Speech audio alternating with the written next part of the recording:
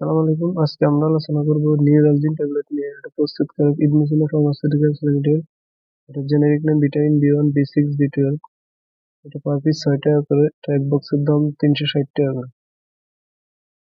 নির্দেশনা: কি জন্য নিউরালজিন ট্যাবলেট খাওয়া হয়? নিউরালজিন সাধারণত হাতে পায়ে জ্বালা ঝিনঝিন করার জন্য এবং মাজা ব্যথার জন্য ডাক্তারগণ দিয়ে থাকেন। এছাড়াও নিউরালজিন ভিটামিন বি1 বি6 বি12 ট্যাবলেট নির্দেশিত যেখানে প্রাসঙ্গিক ভিটামিনের ঘাটতি রয়েছে।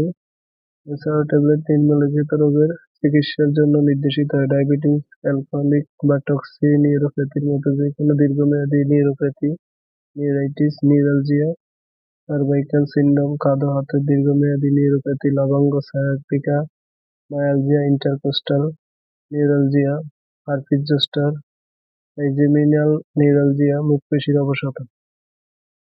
উপাদান: প্রতিটি ট্যাবলেটে আছে ভিটামিন বি1 থায়ামিন মনোহাইড্রেট, ভিটামিন বি6 পাইরিডক্সিন হাইড্রোক্লোরাইড, ভিটামিন বি12 সাইনোকোবালামিন।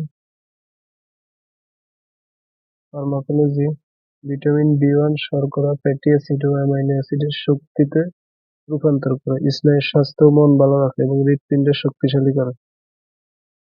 ভিটামিন বি6 লোহিত রক্তকণিকা, প্রোটিন, নিউরোট্রান্সমিটার যেমন সেরোটোনিন তৈরি করে, জমাকৃত শক্তি মুক্ত করে, হৃদরোগ, স্ট্রোক, অবসাদ ও অনিদ্রা দূর করতে সাহায্য করে। ভিটামিন বি12 কোষে প্রতিলিপি লোহিত রক্তকণিকা তৈরির জন্য দরকার, যা রক্তশূন্যতা, অবসাদ, স্নায়ুর ব্যথা, অসারতা, রক্ত জমাট বাঁধা সমস্যা ও হৃদরোগজনিত ঝুঁকি কমায়। মাত্রা ও সেবনবিধি: দিনে 1 থেকে 3টি ট্যাবলেট অথবা চিকিৎসকের পরামর্শ অনুযায়ী সেবন। পার্শ্ব প্রতিক্রিয়া সাধারণত দেখা যায় না, কিন্তু কিছু কিছু ক্ষেত্রে অ্যালার্জির প্রতিক্রিয়া দেখা যায়। গর্ভাবস্থায় স্তন্যদানকালে মুখে খাওয়া ট্যাবলেট অনুমোদিত, কিন্তু ইনজেকশনের ব্যবহার বেনজাইল অ্যালকোহলের উপস্থিতির কারণে অনুমোদিত নয়।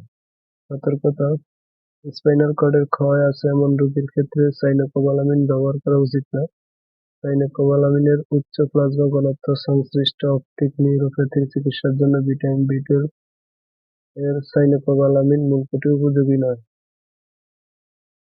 থেরাপিউটিক্যাল class: specific combined vitamin preparation, সংরক্ষণ: শিশুদের নাগালের বাইরে, আলো থেকে দূরে, ঠান্ডা 25 ডিগ্রি তাপমাত্রার নিচে রাখুন, শুষ্ক স্থানে রাখুন। এছাড়া ভিডিও দেখে কোনো ওষুধ খাবেন না, অবশ্যই ডাক্তারের পরামর্শ নিয়ে যে কোনো ওষুধ খাবেন।